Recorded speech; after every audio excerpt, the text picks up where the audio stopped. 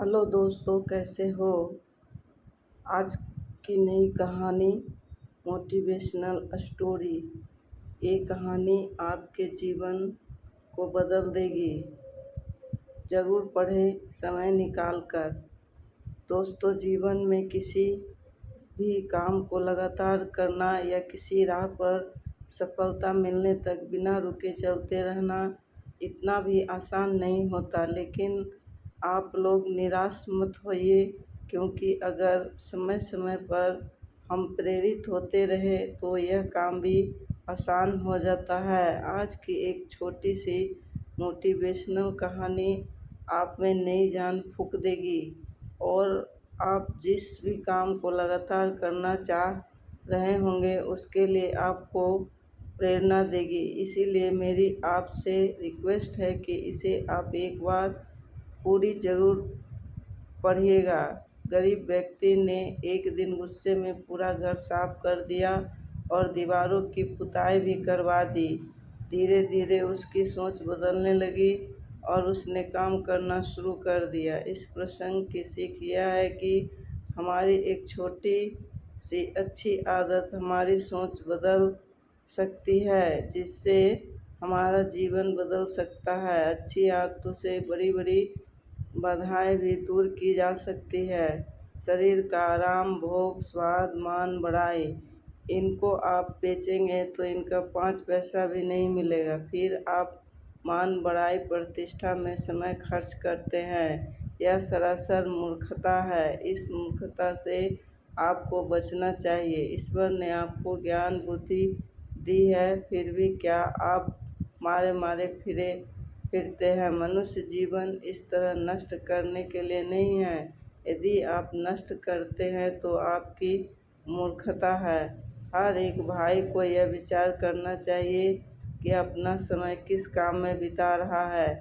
कोई भी विचार करेगा तो पता चलेगा कि उसका समय उसके ध्येय के अनुसार नहीं बीतता है। उसका सुधार करना चाहिए, अग्रसर होना चाहिए। मनुष्य अपना ध्येय अच्छा बनाता है, किंतु ध्येय के अनुसार चल नहीं पाता, काम में नहीं लाता। हर एक भाई सोचता है कि परमात्मा का ध्यान निरंतर करना चाहिए, फिर भी हम उसके अनुसार अपना समय नहीं बिताते हैं।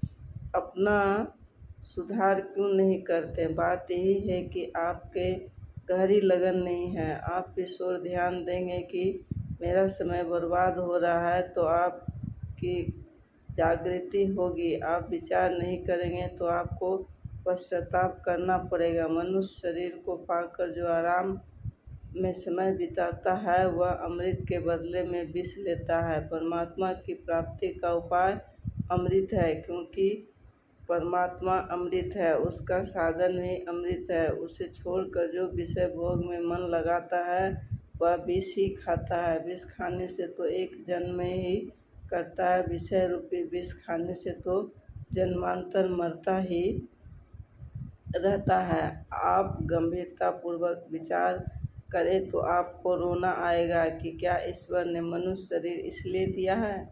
आपके भीतर जो काम, क्रोध, लोभ है ये नरक में ले जाएंगे। भगवान ने कहा, काम, क्रोध का लोभ, ये 3 प्रकार के नरक के द्वार आप आत्मा का नाश करने वाले इन तीनों का त्याग कर देना चाहिए। यदि आप कहें कि इनका त्याग करना हमारे बस की बात नहीं है तो यह कहना आपकी भूल है। यदि आपके बस की बात नहीं होती तो भगवान इनका त्याग करने के लिए नहीं कहते। जिन्होंने काम, क्रोध का त्याग कर दिया ये भगवान को प्राप्त हो गए। पहले भी जिनके राग, भय और क्रोध सर्वथा नष्ट हो गए हैं और जो मुझे अन्य प्रेम पूर्वक स्थिर रहते हैं, ऐसे में आश्रित रहने वाले बहुत से भक्त उपयुक्त ज्ञान रूप तप से प्राप्त होकर मेरे स्वरूप को प्राप्त हो चुके हैं। हजारों प्राप्त हो गए। यदि तुम मानते हो कि हमारे बस की बात नहीं है तो जिसके बस की बात है उसके शरण में हो जाओ। परमात्मा के बस की बात है, उसकी शरण ग्रहण करो। आप कहें कि हम शरण में भी नहीं हो सकते, कुछ तो करना ही होगा। संसार में ऐसी कोई बात नहीं है जो ईश्वर की शरण होकर नहीं गुजरती।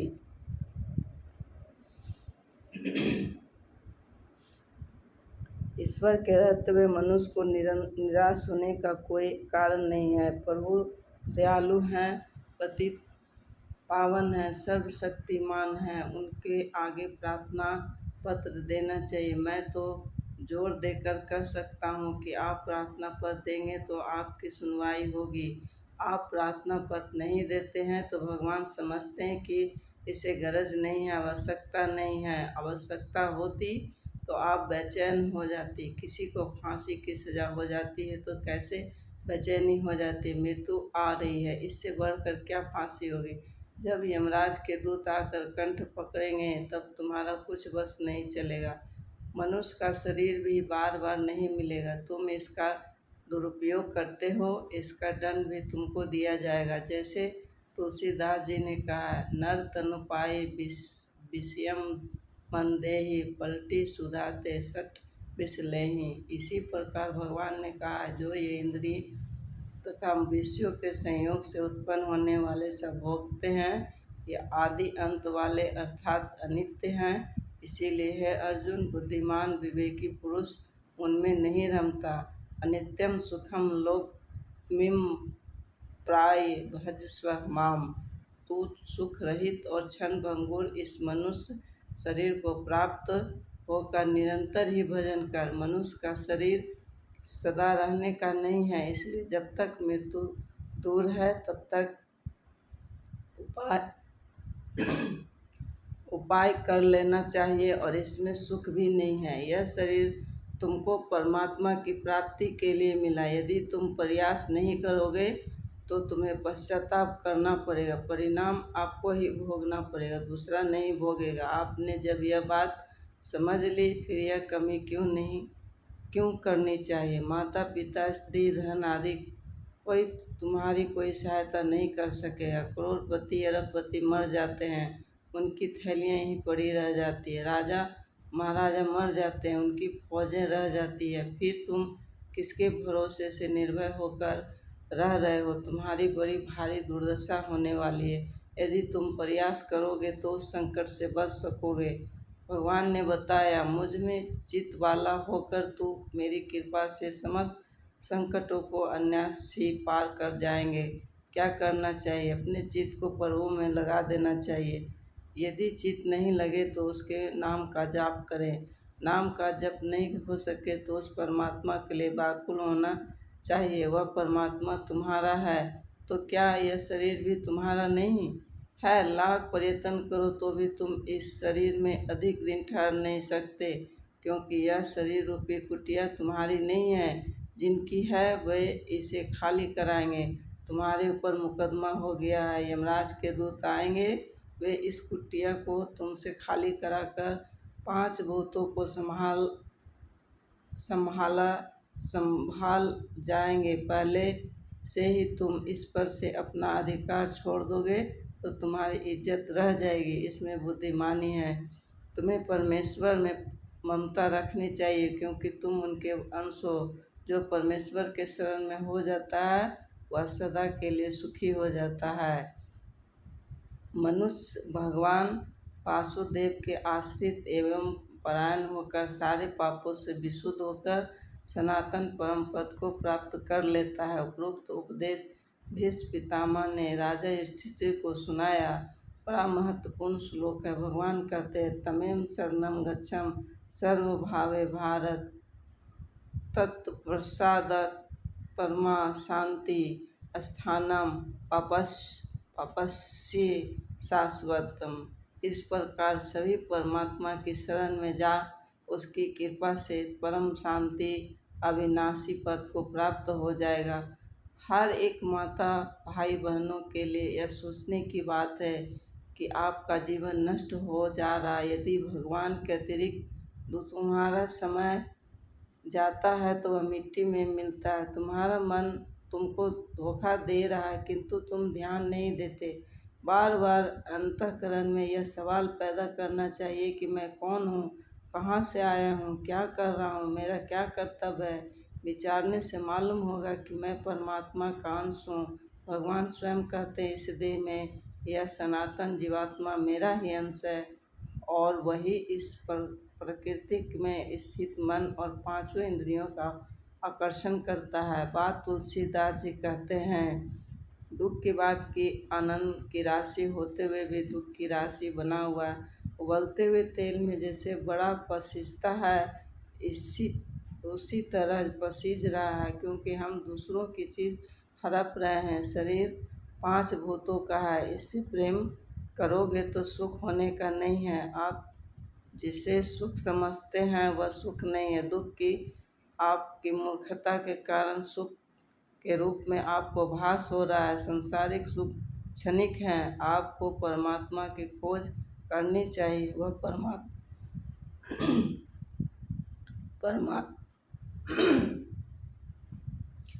परमात्मा सुखम रूप आनंद रूप है। आप उसे बाहर खोजते हैं, वह बाहर कहाँ है? तुम्हारे अंतःकरण में ही उपस्थित है। मृग चारों ओर कस्तूरी की गंध ढूंढता है, गंध तो उसकी नाभि के अंदर है। सूरदास कहते हैं, भीतर में जब धन गड़ा है तो बाहर क्यों मिलेगा? भगवान तो आपके भीतर है, उन्हें हम वन में, पहाड़ों में, तीर्थों में ढूंढेंगे तो कहाँ मिलेगा? भगवान कहते हैं, मैं ही सब प्राणियों के हृदय में अंतर्यामी रूप से स्थित हूँ। मुझसे ही स्मृति, ज्ञान और माया और अपमान होता है। सारे वेदों द्वारा मैं ही जानने योग्य हूँ। वेदांत का कर्ता और वेदों को जानने वाला भी मैं ही हूँ। हे अर्जुन, शरीर रूप यंत्र में आरूढ़ हुए संपूर्ण प्राणियों को अंतर्यामी परमेश्वर अपनी माया में उनके कर्मों के अनुसार भ्रमण करता हुआ सब प्राणियों के हृदय में स्थित है। उस हृदय स्थित परमात्मा का ध्यान करना चाहिए। उसको जब आप पा लेंगे तो त्रिलोकी का ऐश्वर्य आपके चरणों की धूलि के समान भी नहीं रहेगा। बड़े बड़े राजा महाराजा आपके चरणों में गिरेंगे। अतः उस परमात्मा का ध्यान करना चाहिए। प्रहलाद के पिता ने कहा कि तू भगवान का नाम छोड़ दे, मैं तुझे राजा बना दूंगा। मैं तीनों लोकों का राजा हूँ, तुम मेरी बात मान ले। प्रहलाद ने कहा, प्रभु आपका कहना बहुत उत्तम है, किंतु प्रभु को मैं नहीं छोड़ सकता। यह मेरा शरीर मेरे माँ और मेरे से पैदा हुआ है, यह तो माता पिता की चीज़ है। प्रहलाद ने अपने शरीर को तो पिता को अर्पण कर दिया, चाहे इसे समुद्र में गिराओ चाहे काटो, भीतर में जो आत्मा है वह परमात्मा की चीज़ है, उसे परमात्मा को अर्पण कर दिया। हम लोगों का शरीर पांच भूतों का है, इसे पांच भूतों के अर्पण कर देना चाहिए। अर्पण तो होगा ही, तुम सुखी हो जाओगे। भागवत की कथा है, एक चील मांस की बेटी को लेकर आकाश में उड़ी, दूसरी चीलें उसे घायल करने लगी। उसने मांस की पेटी फेंक दी और सुखी हो गई। यह देखकर दत्तात्रेय जी ने उसे गुरु बनाया। इससे शिक्षा मिली, चील ने मांस का त्याग कर दिया तो सुखी हो गई। इसी प्रकार यह शरीर पांच भूतों का है, ऐसे छोड़ देने से सुखी हो जाता है। छोड़ना तो पड़ेगा ही। खटकने वाली चीज़ को छोड़ दो, फिर चाहे जहाँ रहो। किसी चीज़ में आपकी ममता है, यही खटकने वाली चीज़ है। इस देश में यह सनातन जीवात्मा मेरा अंश है और वही इस प्रकृति में स्थित मन और पांचों इंद्रियों का आकर्षण करता है। आपकी चीज़ परमात्मा आपके हैं, आप परमेश्वर के हैं। इस गमछे को आप देखते हैं, इसकी उत्पत्ति सूत से है, सूत की उत्पत्ति वृक्ष से है, वृक्ष की उत्पत्ति मिट्टी से है, अतः यह गमछा मिट्टी ही है। इसे आग लगा कर देख लो, इसकी मिट्टी हो जाएगी। ज्ञान मार्ग के हिसाब से आपकी सारी क्रिया प्राकृतिक जन्य है, उसको अर्पण कर दो, फिर सुखी हो जाओगे। वास्तव में संपूर्ण कर्म सब प्रकार से प्रकृति के गुणों द्वारा किए जाते हैं, तो भी जिसका अंतःकरण अहंकार से मोहित हो रहा है, ऐसा ज्ञानी मैं करता हूँ, ऐसा मानता हूँ। परंतु हे महाबाहो, गुण विभाग और कर्म विभाग के तत्व को जानने वाला ज्ञान योगी संपूर्ण गुण ही गुणों में बरत रहे हैं, ऐसा समझकर उनमें आसक्त नहीं होता। तत्व को जानने वाला संख्या योगी तो देखता हुआ, सुनता हुआ, स्पर्श करता हुआ, सूंघता हुआ, भोजन करता हुआ, गमन करता हुआ, सोता हुआ, सांस लेता हुआ, बोलता हुआ, त्यागता हुआ, ग्रहण करता हुआ तथा आँखों को खोलता हुआ और मूंदता हुआ भी सब इंद्रियां अपने अपने हाथों में बरत रही है। इस प्रकार समझकर निसंदेह ऐसा माने कि मैं कुछ भी नहीं करता हूँ। जिस पुरुष के अंतःकरण में मैं करता हूँ ऐसा भाव नहीं है तथा जिसकी बुद्धि सांसारिक पदार्थों में और कर्मों में लिपायमान नहीं होती, वह पुरुष इन सब लोगों को मार कर भी वास्तव में ना तो मरता है और न पाप से बनता है। ज्ञान के सिद्धांत के अनुसार आपको यही ख्याल करना चाहिए कि शरीर आपका नहीं है।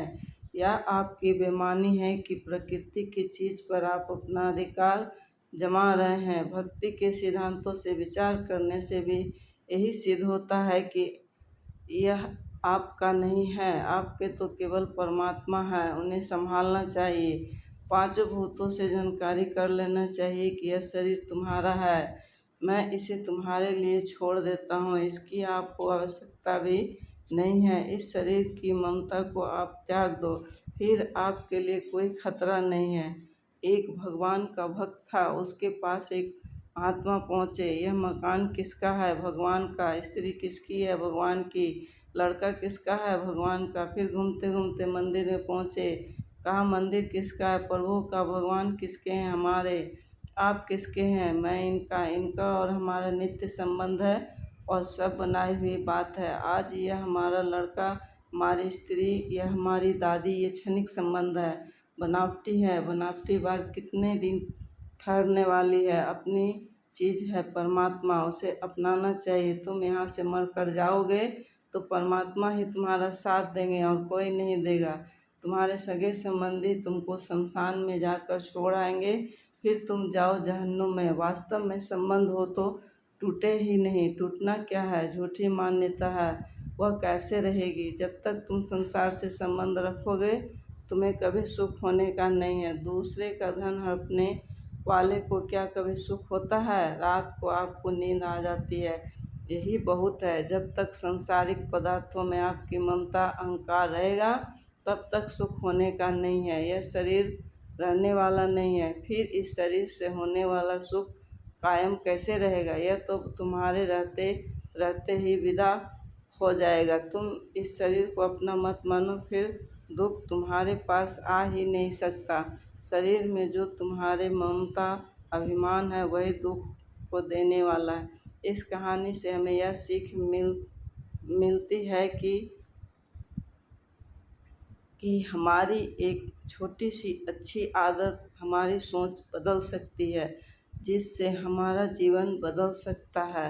अच्छी आदतों से बड़ी बड़ी बाधाएं भी दूर की जा सकती है। कहानी अगर अच्छी लगी हो तो लाइक, सब्सक्राइब और शेयर ज़रूर करें। थैंक यू, धन्यवाद।